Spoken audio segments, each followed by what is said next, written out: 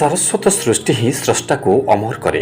कटक जिला महांगा ब्लॉक अधीनस्थ भद्रेश्वर पंचायतर साहानियाजपुर ग्रामर माँ क्षेत्रपालिका ठाकुराणी पीठ में सचेतन साहित्य संसद खोमार बेलरपास साहानियाजपुर आनुकूल्य रज संक्रांति दिन अपराह 4 घटिका समय कवि शारदा प्रसाद मिश्र श्री गणेश तत्व विमर्श रामचंद्र साहू विदग्ध कोणार्क और डॉक्टर अभय कुमार राउत पुण्य देवालय बापा पुस्तक पाठकार्पण हो जाइछि।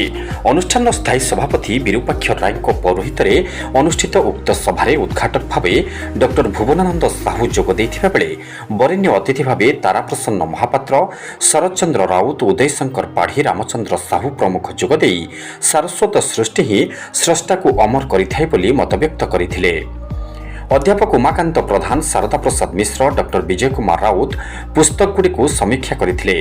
प्रज्ञा परमिता साहू अतिथि मानक मंच को आमंत्रित करथिबा बेले अनुष्ठान स्थायी संपादक डॉक्टर अभय कुमार राउत स्वागत भाषण सह अतिथि परिचय प्रदान करथिले।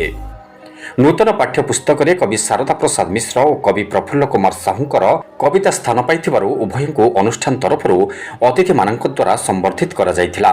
नवनियुक्त प्रधान शिक्षक मनोरंजन त्रिपाठी को मध्य संबर्धना ज्ञापन करा जायथिला।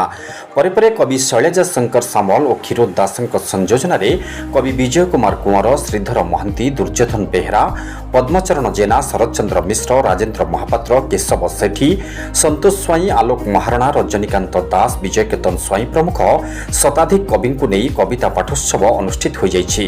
साहानियाजपुर ग्रामर बहु जनसाधारण उक्त उत्सव परिचालन में सहयोग करथिले।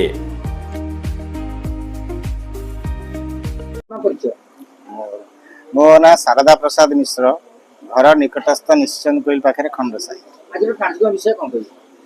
आज कार्यक्रम एक अभिनव प्रयास प्रथम कर 3 दिन रज 3 खंड बही आज उद्घाटन उन्मोचन हो पाठकार्पण ये गोटे सुंदर कथा आउ समागम मध्य लोक माने पाठक माने एवं श्रोता माने यथेष्ट परिमाण समागम होता एवं अतिथि माने आसीते आउ सब बारे श्रृंखलित भाव में नूतन प्रयास।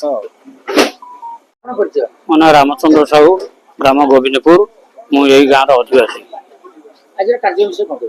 आज आमर रज महोत्सव 3 खंड बही उन्मोचन है कार्य श्रृंखलित भाव कविता स्वर ठीक भाव मुझे भारी खुशी। मु डॉक्टर अभय कुमार राउत सचेतन साहित्य संसद संपादक।